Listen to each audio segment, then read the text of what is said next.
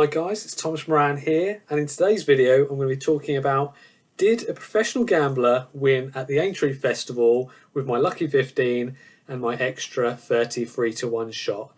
Hope you're good guys, hope you had a good Grand National. If you like these videos, please like, subscribe, hit that bell notification, it really helps, and let me know how you guys did over the AINTREE festival yourselves. Unfortunately, we're going to have to start with a loser. I really am frustrated with this horse, because I really thought there would be, after the wind operation, I thought we might have a little bit more in the tank.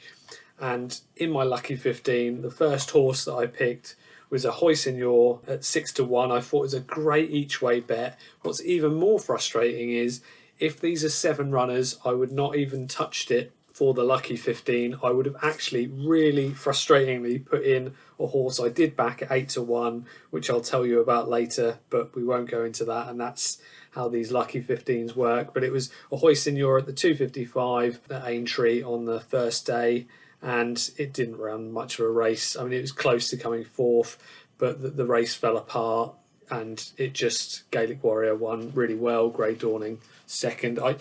The form of a Hoisinyor around Aintree was what got me, and unfortunately that's what put us, and it actually cost us quite a lot of money, even if it was a non-runner. I'll show you the lucky 15 later, but that would have made a massive difference. But like I say, if it was 7 runners, I wouldn't have backed it. It is what it is. But apart from that, that was as bad as it got, really. So that was the first race of the meeting that I backed. And then the second race in the lucky 15, Lossiemouth. I was really excited about this horse. I thought, after the way I watched it win at Cheltenham, I thought Constitution Hill versus Lossiemouth, great. I was hoping to get a little bit bigger odds, but 13-to-8 was still something I could do each way. Again, there's a conversation for the comments, really. You know, would you ever back each way around that kind of price? I'll go low each way. If I feel that it's a very good bet for a top 2 or top 3, I will go low. That's up to the person, but I thought Lossiemouth ran a great race. Lossiemouth ran over 36 miles per hour in that race, and it jumped brilliantly, ran really well. Constitution Hill unfortunately fell. I don't know how it would have got on. Would it have beaten Lossiemouth? Don't know. My guess is not, but I don't know. And that was our first win of the lucky 15, so that was really good to get a nice winner on the first day. Third in our lucky 15, we had Jetara. As if you will have known, this was the one I was unfortunate. It came 4th at Cheltenham, behind some cracking horses. But one thing I will say is I really did like it. The step up in trip for me, I thought Nico de Boinville gave it a great ride. It came 3rd, which was great, so everyone got their each way money. I did tip it up on the channel, 33-to-1. It drifted to 40-to-1. I even got 50-to-1, and I'll run through the singles I did later after I've gone through this lucky 15. But for the lucky 15, it came in at 33-to-1. There was a rule for 20p in the pound because Tia Poo got pulled out, and so did Dashel Drasher, but it was Tia Poo who gave us the rule 4, so it took a little bit of money off. But considering, you know, I was getting 50-to-1 at one stage, it got backed into 15-to-2. It was nowhere near coming 4th, so that was great. I was even getting top 4 for that, 33-to-1, 40-to-1, 50-to-1, and it ran a great race. As I expected, Harrington had it, and my speed ratings were right. It's a fast horse, over 3 miles. It's up there with some of the best of them. It's not a 146 rated hurdler, in my opinion, over this distance. I'm still going to have it on my tracker. We might not get the price again, but for the lucky 15, which is a right touch, we would have got around 33-to-1 with the rule 4. And last up, I went for the National. I went big. I thought, why not? That was the one I really fancied, and it was the Mullins. And how amazing was he yesterday? It was the Mullins Meeting of the Waters. I backed it at 25-to-1 for the. I'm surprised it still was around that all day. I think you might have even been able to get 28-to-1 for a Mullins horse that ran really well at the National last year. As I explained, you know, in many of the videos, I thought it was prepped for this. It only had 3 runners. Before this race this time came, it was they were all fitness trips. It ran great. I was actually getting very excited at one stage because it would have been quite a big win for me. I thought near the end there it might have won, but it just didn't get the complete trip in the end. I think the ground was perfect for it. Didn't jump very well. You can see bad mistake at the 20th at Beeches. I actually thought it blundered quite a few of them. It wasn't actually, because this was the one I was watching all the way around. It didn't actually jump that well like it did the previous year. If it had, maybe, but then you can say that about a lot of them. I Am Maximus lost a lot of links against Nick Rocket from the race IQ data, so you know it's all if, busts and maybes. But we got the place on the lucky 15, so let me show you what the lucky 15 will have paid. And as you can see here, so we've got the winner, Lossiemouth, 13 to 8, quarter of the odds. We've got place at 25 to 1. That was Meeting of the Waters, and then Jetara placed at 33 to 1 with a rule 4 of 20%, so it's 20p in the pound, and it paid £95.87. So that was a great start to the festival for us. Really chuffed with that. 30 into 95 profit into 125 is always good. I hope some of you guys did it. Please let me know if you did. It's always, you know, what I find about this channel is what I've always wanted to do is just to help people learn how to do what I do. I don't really want to be giving everyone tips to rely on me, because I don't quite like, you know, a lot of these big prices aren't going to run very well. But here, you know, made some profit, so I'm really chuffed that I could make some profit for you guys. So I'm going to go on to the singles of the week. The Aintree Festival for me is not something I actually bet that much on.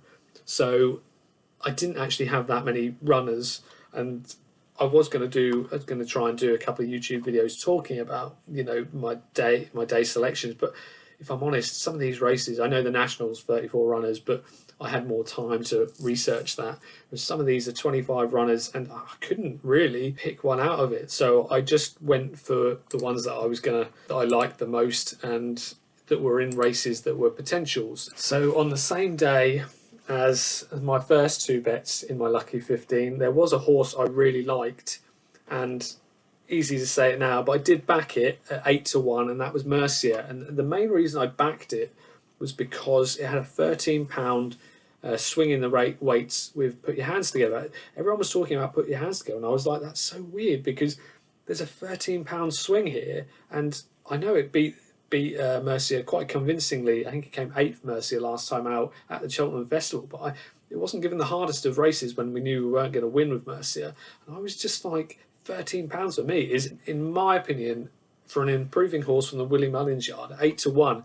And so I had £10 each way at that, and it won very easily. It won by 6. It beat Put Your Hands Together quite comfortably by nearly 8 lengths. There was many reasons why I would back it. I mean, would I have backed it 11 to 4? They backed it in like crazy into 11 to 4. I wouldn't have done. But 8 to 1, and I've heard it was much bigger at the start of the week. If I'd have looked at this race before Hoy Senor, I'd have definitely chucked it into the lucky 15. Easy saying now, but I would have done, because I did the swing in the weights for me. I'm a big weights man. I'm a big price man, big weights man, and for me, this ticked all the boxes. It was quite an obvious bet to me. And actually, the way you look at it, you know, even 4th place, 11 lengths to 5th place, another 9.5. It was a horse that's really frustrating. So I had £10 each way on that, and that made me 96 profit on that horse. So we're doing well so far. Then we'll go back to Lossiemouth. Obviously, you know, lucky 15s are great, and it's nice for people to get accumulators and things, but I am mainly do back in singles. You know, the lucky 15s are a nice addition if I really like a few horses. It's not often that I like loads so that I can chuck them all together, but so for this I did Lossiemouth. I did £50 each way at 13 to 8. Let me know if you guys think that's mad doing it at such short odds. I know a lot of professional gamblers think you wouldn't back below 5 to 1 each way, which I find crazy, but that's up to you and up to them. But Lossiemouth 13 to 8, £50 each way, and that came to £101 and 56 profit for that one. I also, you can see here, I did £20 of it on Bet Goodwin. I had to split it up over different days and different betting accounts, but I also did a little £6.50 each way double. Mr. Cessna, that was the day before, at 13 to 8 again, and Lossiemouth, and for £6.50 each way it came to £44 profit basically after that. So that was really nice to get it in a double. I did like Mr. Cessna. I backed that the day before as well for a nice profit. So we had 50 each way on Lossiemouth, and then £6.50 each way double. And then we didn't back anything for the rest of that day. And then it was the next day I got lured into, so it was the 255 at Aintree on the 4th, and I was looking through this race, and Romeo Coolio at the start of the week was around 4 to 5 on, and I thought, yeah, it looks like the best horse in the race here. I would look for an each way a play against it. But actually, because it drifted so much, and I'm a sucker for a drifter, I don't know why, I thought it was the best horse in the race, and I thought I won't back it at 2 to 1, but on Betfair it went up to 3.35, and that for me, I was just like, I'm gonna have 15 quid on it to win. I just thought it beat Salvatore Monday last time quite convincingly. It's got the beating of all of these. I wasn't a big fan of any of the others. I thought it was a good little win bet, 15 quid. It ran okay, didn't jump great, and got beat very convincingly by the Mullins horse, Salvatore Monday. So that was a £15 loss on that one. Then the rest of that day, there was nothing, again, nothing I liked at all. So that was another day where I just had to say, yeah, I'm done for a day. And then it came on to yesterday, on the 5th of April, where I had more of my bets. So I do Placepots, guys, and this was a bit of a sickener, because I don't know how I made the mistake of actually somehow missing the national, getting a place in the national. But so again, people will say, well, how's a professional gambler only putting a penny stake on? But I did this just before the racing. I saw about 1:05. I thought, oh, I'll do one just out of interest, and these can pay a lot of money. So I just sort of quickly put quite a few runners in, and then did it. Normally I would just do a few less and then do it for a higher stake, but for this one I just put 4 in the first race, and Timmy Tuesday was the only one that came second. I did 3 in the second race, and I got the winner, Honesty Policy, but the other 2 didn't run anywhere. Third race, Imperial Saint, came second. The 4th race, so I'm looking okay here. I've still only got a penny of it, but again, if it pays a lot, then a penny's still worth having. So in that race, and then I got Strong Leader, came second in that race. The favourite didn't come anywhere.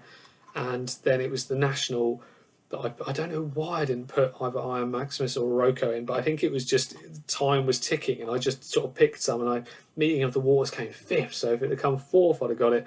And then the 6th race, I just put the one in, Caliph. I thought that was a good run for getting a top 2 in that last race. And as you can see here, guys, it paid a dividend of 1,273. So that was another £2.88 loss on the Placepot. I actually put some trifectas, and like I told you guys, I was going to have some small on the national. I did 10p trifectas, and I did some exactas on the ones I told you on my other national video, so that I lost £2.10 on those. Then we're going to the Jetara race. So what I did with this, so I had £10 each way at 33 to 1. That paid £42.80 profit. I had £5 each way, top 4 places with Bet Victor at £5 each way at 40 to 1. So that's 27 profit, and £3 each way at 50 to 1 with Betfair Sportsbook. That was just top 3 places, but that paid £21 profit. And so for just the Jetara singles, I made £90.80 profit on that one. Then lastly, guys, sorry to keep you all this time, we had the Grand National. I picked 4 runners, very chuffed with how they all ran. My main selection obviously was Meeting of the Waters. I was trying to tell everyone that was the one I really liked each way. Ran a great race in 5th place, and that was, so I did £17 each way at 25 to 1. And I had to borrow my mate's account for a chunk of that because I couldn't get any money elsewhere. So I really appreciate that. And then I did little bits to add up to the 17 quid each way, and that came 5th, and that was £68 profit.